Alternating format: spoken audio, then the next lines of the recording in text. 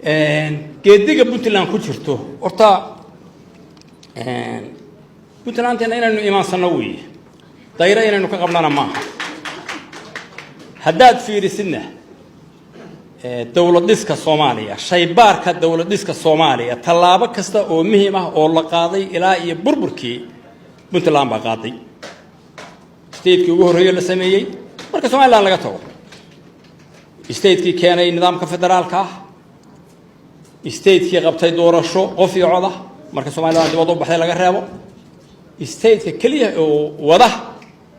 la dagaalanka xagjirka iyo argagixisada wadana waa Puntland waa talaabooyinka muhiimka ah oo la qaaday oo dhan Puntland ba samaysay dabcan inaad samaysid waxa ugu horeeya meelaan horey la isku dayn inaad samaysid waxay leedahay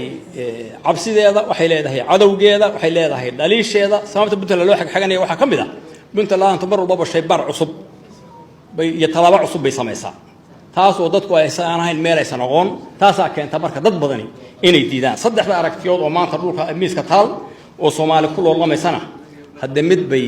gardaadinaysaa waa arinta kala taga Soomaaliland hogaaminayso arinta nidaamka federaalka iyo arinta in taladu meel qura iyo gacan qura ay ku jirto ee xamar taala ee uu keenay 2012 Xasan Sheekh Maxamuud maalintii la doortay ee uu yiri kan aniga lagu xukumayo dastuurkii federaalka maalinta joogay